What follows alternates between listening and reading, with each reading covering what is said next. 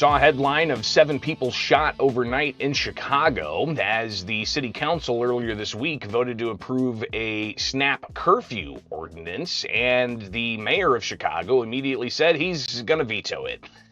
Safety in Chicago, big concern for families in Chicago, but also businesses in Chicago who are constantly seeing teen takeovers where dozens, if not hundreds of teens take to a particular location and they stay out late. Then all of a sudden things get broken up. They end up going to a local business, and we see it time and again. There's looting and theft and damage to property, let alone the violence that can occur from shootings and such. And obviously we're in the summer months now with it being warm, and people are going to be wanting to get together. So Wednesday in the Chicago City Council, they brought up this ordinance, some pretty good debate happening. Let's go ahead and hear what some of the alder people had to say about the ordinance and the need for the ordinance, which did ultimately pass, but not with a veto-proof majority in the Chicago City Council. Here's some of that debate from the council floor. Alderwoman Tabares. Thank you. I will be supporting this measure because curfews are about safety. They're not about punishment. They're about preventing harm. And we've seen violence erupt at these events. Not every kid is violent, but when one or two act out, every kid is at risk.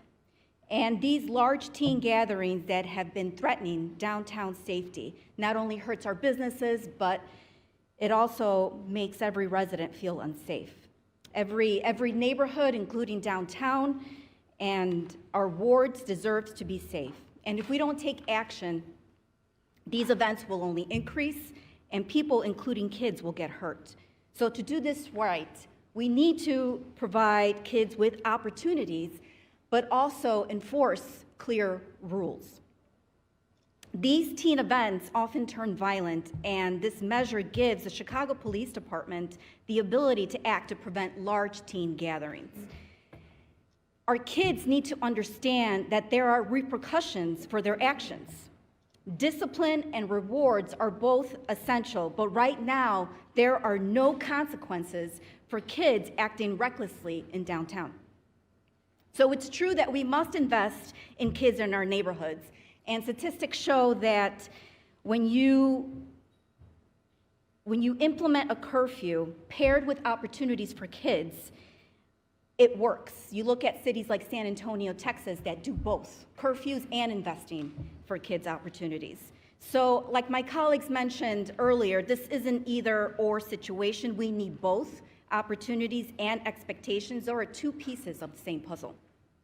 So for aldermen who want more funding for kids, I certainly agree. I 100% agree with you, but we achieve that by safeguarding downtown and the wards that we each represent. So I urge my colleagues to vote yes. Thank you.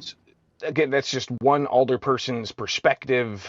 You had others stand up, including in the Chinatown area, talking about the concerns that businesses have, let alone families and parents have, of unruly behavior late at night outside of not having a curfew in place that police can enforce. Tear this up. Here's Alderman Lopez talking about this very issue. Tear this up.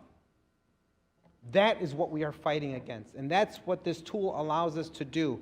And I applaud the sponsors and everyone who signed on, because it recognizes that we can deal with the very specific problem with a very specific tool in a very specific way, in a surgical strike against those who would choose to wreak havoc in our neighborhoods. I don't want to criminalize an entire generation. We don't need to.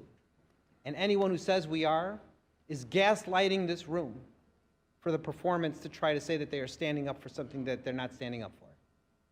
We are dealing with those who are choosing to act in a very specific and dangerous way, and this allows us to do that. And I urge all of my colleagues to vote in support of this. Thank you. Thank you. The chair recognizes Alder Nicole Lee. Thank you, Mr. President. I want to thank my colleagues who worked on this ordinance. I know it wasn't easy. And we spent a lot of time on this. I don't serve on the Public Safety Committee, but I participated in the debate and appreciated having that opportunity. We worked hard on this. And I appreciate that you were open to some of the feedback that I had and some of my concerns. I'm the alderman of the 11th Ward. I have Chinatown, I have Sox Park. We also share 31st Street, Alderman Dowell. And when the 31st Street beach incident happened a couple weeks ago, one of my gas stations got looted as people were filtering out. My proximity to downtown also has put us at risk in Chinatown. And Chinatown is a place, if you haven't been lately, you should come see us. It's poppin'. A lot of people come and a lot of teenagers come and hang out there. And we want to keep it safe and sound. And oftentimes what has happened in the past is if there's stuff going on downtown that gets out of control and people are filtering south, it does have an impact on surrounding communities.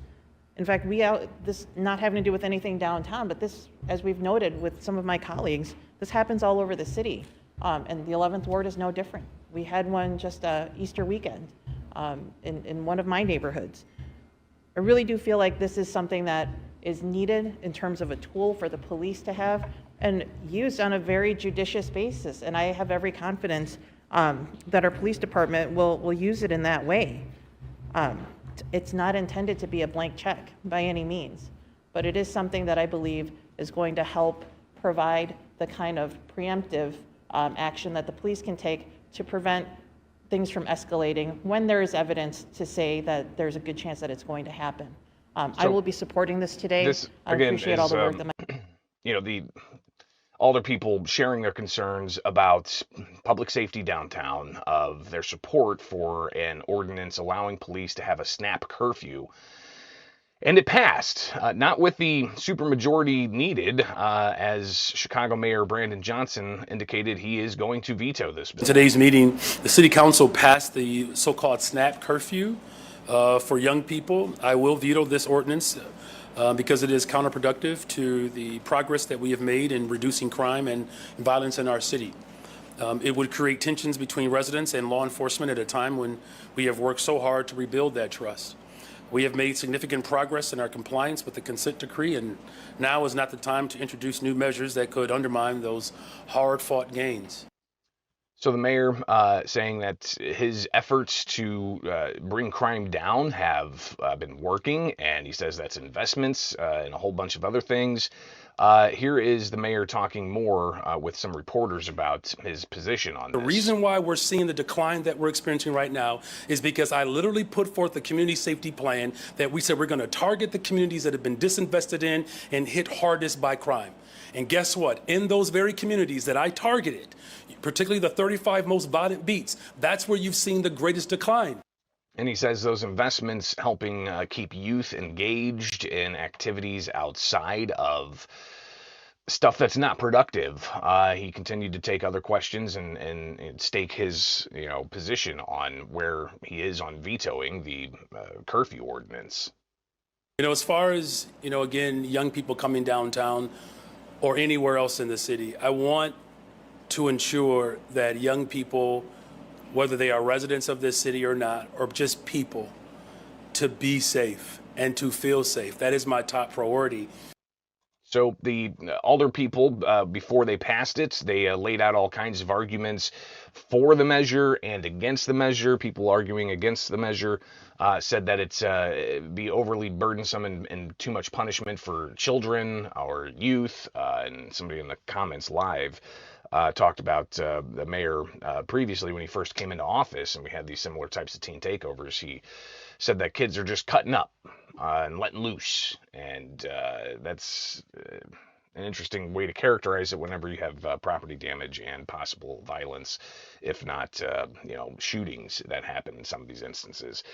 But back to the city council, and one alderman in particular seemed to address how you can throw as much money as you want for extracurricular activities for kids to take part in, but that's not necessarily going to stop others from going and being bad actors. And both things can happen at once. You can have the investment, but also have the curfew. The curfew is not a punishment. It's merely just a tool, they say, that police can use. So here's another alderperson from the Chicago City Council on Wednesday. Chair recognizes Alderman Sposato. Thank you, Mr. President.